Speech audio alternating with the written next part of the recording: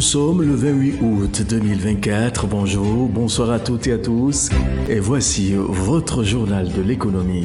La balance commerciale de l'Algérie a affiché un excédent de 3,75 milliards de dollars durant les 7 premiers mois de 2024, a annoncé le ministre du Commerce et de la Promotion des Exportations, s'exprimant lors d'une cérémonie consacrée à l'installation des nouveaux membres du comité de suivi du commerce extérieur. Le ministre a précisé que la valeur des importations s'est élevée à 26,62 milliards de dollars entre le 1er janvier et le 31 juillet de l'année en cours, alors que la valeur des exportations a atteint 30,36 milliards de dollars.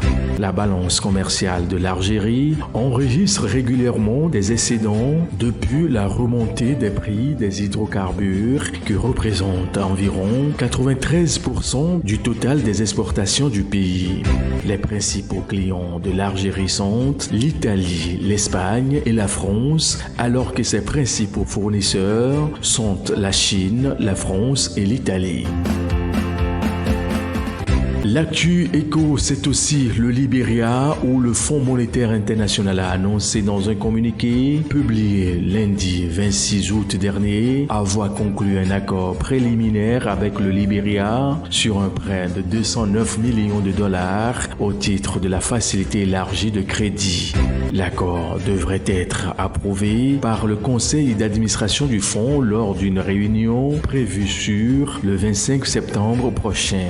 Le FMI a par ailleurs indiqué que la nouvelle facilité de crédit, dont le versement s'étalera sur 40 mois, soutiendrait la mise en œuvre de plusieurs réformes économiques par les autorités, notamment le rétablissement de la viabilité budgétaire, la reconstitution des réserves extérieures, la garantie de la stabilité du secteur financier et la relance de réformes visant à résoudre les problèmes de gouvernance et de corruption. Direction Libye à présent pour vous dire que l'exploitation pétrolière et les expéditions en découlent sont de nouveau bloquées.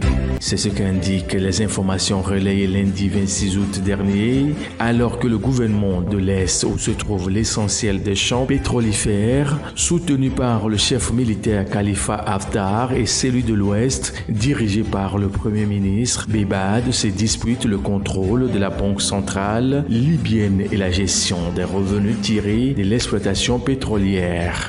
Ce développement est confirmé par plusieurs sources proches de la National Oil Corporation, l'entreprise publique d'État qui évoque notamment l'arrêt ou la réduction des niveaux de production des gisements pétroliers. Cette suspension aura des répercussions notamment en termes de politique énergétique. La situation a eu un impact sur le marché pétrolier qui a vu le prix du Brent grimper dans la foulée de 3% pour atteindre environ $80. À présent, le Ghana, où le président Nana Akufo-Addo a lancé lundi la première phase des travaux de reconstruction de l'autoroute Accra-Téman. Le projet, évalué à environ 350 millions de dollars, se réalise selon un modèle partenariat public-privé avec un délai d'exécution fixé à 36 mois. Il sera mené en 3 phases et comprend de nombreux ouvrages dont plusieurs kilomètres de chaussées, des échangeurs et des postes de péage. Construite depuis 1955, l'infrastructure actuelle a subi l'épreuve du temps et devient de moins en moins adaptée aux caractéristiques actuelles du trafic selon Nana Akufo-Addo. Principale route permettant de joindre le port de Téman, l'autoroute Accra-Téman tient une fonction logistique et stratégique dans la mobilité urbaine entre ces deux villes et l'intérieur du pays.